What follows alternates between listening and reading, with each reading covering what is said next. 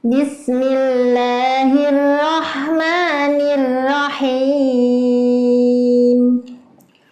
Al-qari'atu mal-qari'ah, wa ma adraka mal-qari'ah, yawma yakunun nasu kal-farashil mabthuth, wa takunul jibalu kal-'ihnil manfush, fa amma man thaqulat mawazinuh fahuwa fi 'ishatir radiyah, wa amma man khaffat mawazinuh fa ummuhu hawiyah, wa ma adraka ma hiyah, narun hamiyah.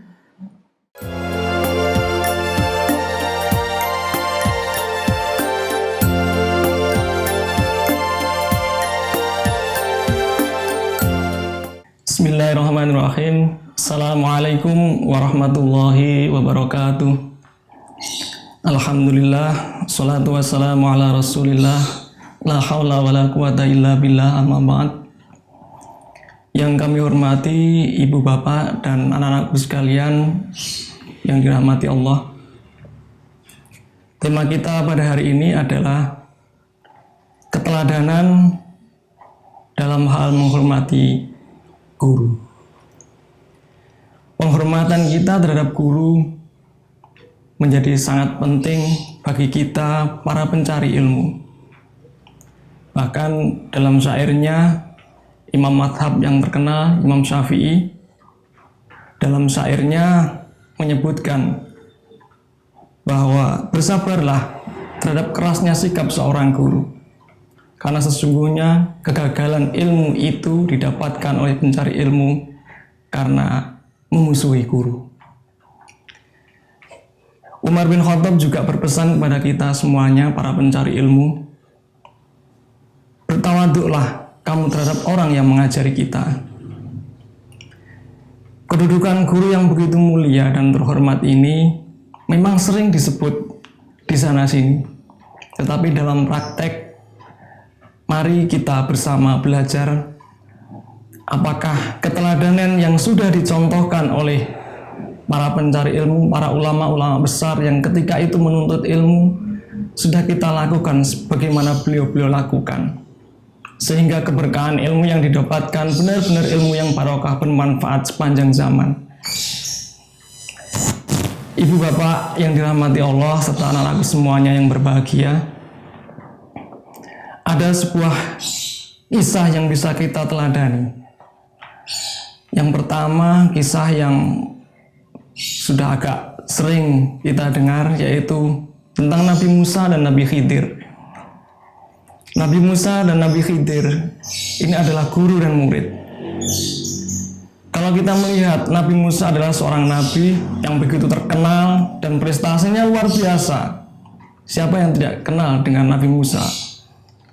Prestasinya dalam mengalahkan Fir'aun, membelah lautan, dan daya kritisnya yang luar biasa, sehingga Nabi Musa dikenal sebagai Nabi dan Rasul yang sangat disegani.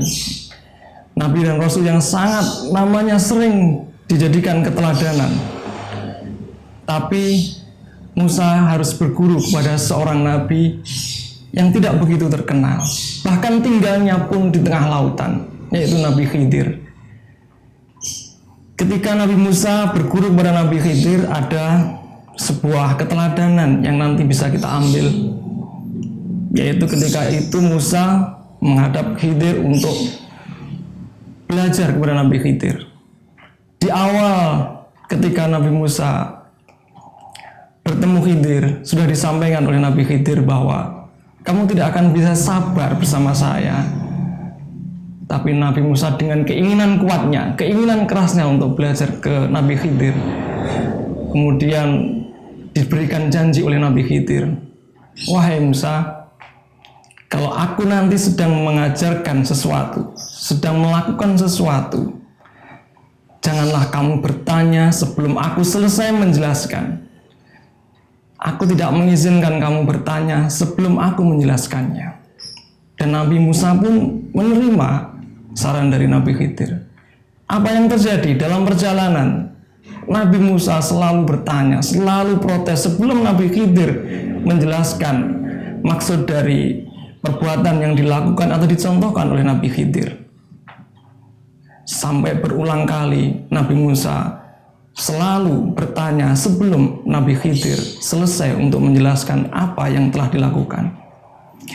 Ini memberikan keteladanan kepada kita sebagai seorang murid, sebagai seorang pencari ilmu, bahwa ketika seorang guru belum selesai untuk menjelaskan, belum selesai untuk menerangkan tentang sesuatu hal, belum selesai atau belum memberikan kesempatan untuk bertanya, hendaknya kita sebagai pencari ilmu menunggu sampai guru itu menjelaskan dengan selesai materi yang disampaikan.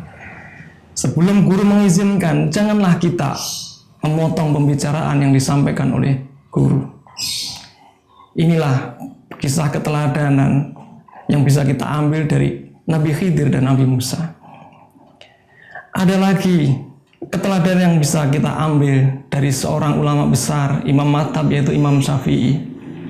Suatu ketika Imam Syafi'i berjalan bersama dengan para murid-muridnya, kemudian melewati sebuah pasar yang cukup ramai.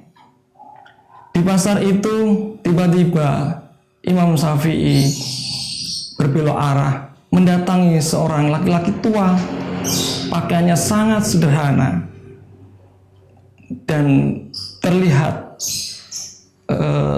susah hidupnya. Lelaki tua itu didatangi oleh Imam Syafi'i, kemudian Imam Syafi'i datang dan mencium tangan beliau. Para muridnya kaget. Imam mereka, yang guru mereka yang besar, ulama besar, terkenal, imam madhab, mendatangi seorang lelaki tua yang sederhana, pakaiannya tidak bagus dan tidak terkenal sama sekali, karena dalam bayangan mereka pasti Imam Syafi'i itu adalah murid seorang ulama besar yang terkenal. Kemudian mereka bertanya kepada Imam Syafi'i, "Wahai Imam, siapakah lelaki yang kau datangi tadi? Lelaki sederhana yang kami tidak tahu siapa dia. Bahkan engkau pun mencium tangan beliau." Kemudian Imam Syafi'i menjawab bahwa itu adalah guru saya. Itu adalah guru saya. Apa yang diajarkan sehingga engkau begitu ta'zim, begitu hormat kepada lelaki sederhana itu?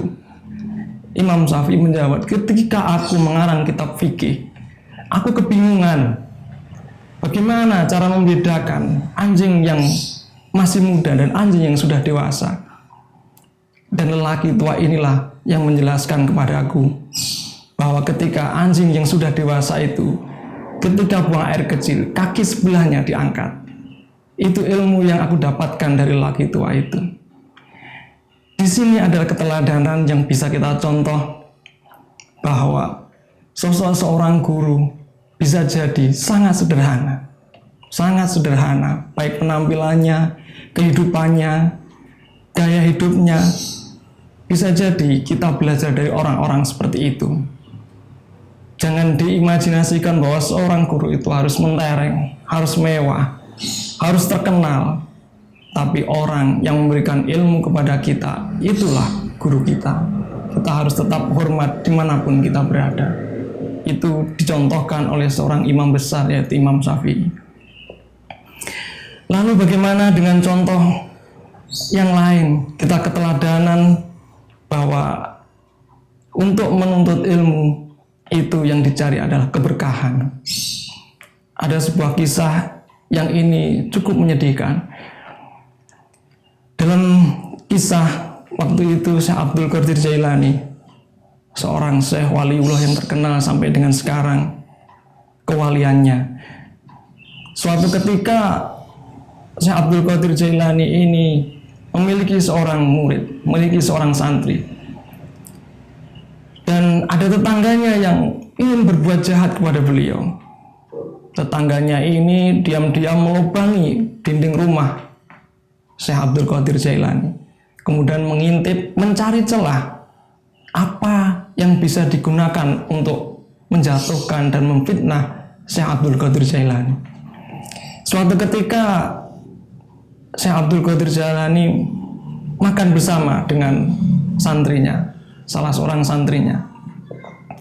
Di situ dilihat karena ketika makan beliau lauk dengan daging, dan ketika itu Syekh Abdul Qadir Jailani tidak ingin menghabiskan sendiri, separuh untuk beliau dan separuhnya lagi diberikan kepada santrinya ini. Nah, inilah akhirnya orang yang berniat jahat itu timbul keinginan, timbul celah untuk memfitnah Syekh Abdul Qadir Jailani. Kemudian orang tersebut mendatangi orang tua dari si santri tersebut. Diceritakan bahwa anakmu di sana diperlakukan seperti kucing. Ketika si Abdul Jailani makan, sisa dagingnya diberikan kepada anakmu. Apakah itu yang engkau cari dari seorang si Abdul Qadir Jailani? Tanpa pikir panjang, bapaknya ini marah, kemudian datang kepada Syekh Abdul Qadir Jailani. Ya Syekh, saya ingin mengambil anak saya pulang. Saya tidak ingin anak saya di sini diperlakukan seperti seekor kucing dengan diberikan daging sisa. Saya ingin anak saya ke sini itu belajar ilmu.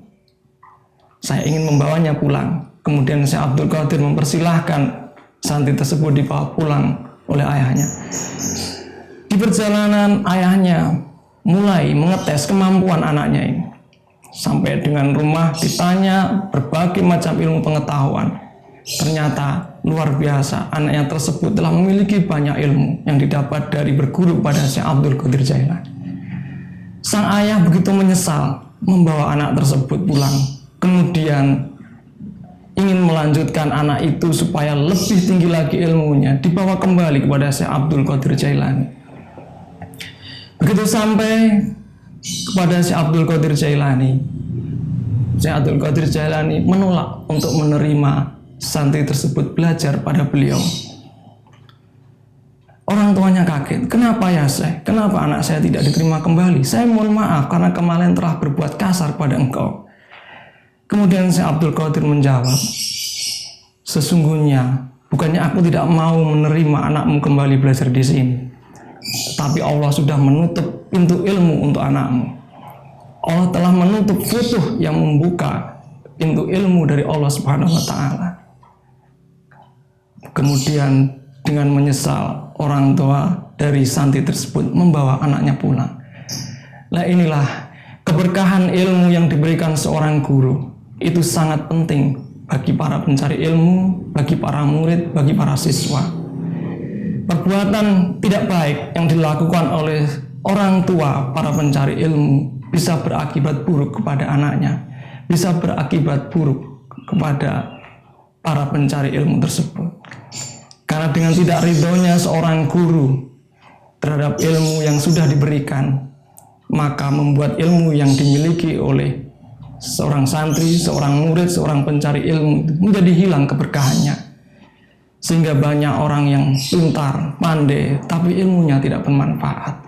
Ini karena bisa jadi adab mereka terhadap seorang guru, penghormatan mereka terhadap seorang guru itu pernah dilalaikan. Karena itu, dari kisah keteladanan ini, marilah kita semuanya senantiasa menghormat pada guru kita, takdim pada guru kita.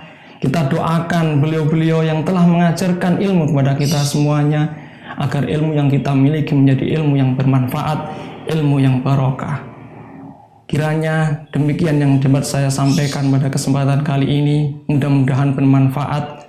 Dan di bulan yang suci ini, marilah kita merubah diri, bahwa ke depan nanti kita akan membulatkan tekad akan senantiasa menghormati guru-guru kita, meskipun beliau sudah tidak ada, meskipun beliau sangat sederhana, meskipun beliau tidak banyak yang diberikan ilmunya kepada kita, tapi tetap kita doakan, karena keberkahan itulah yang kita butuhkan dari ilmu yang kita dapatkan. Billahi taufiq wal hidayah. Wassalamualaikum warahmatullahi wabarakatuh.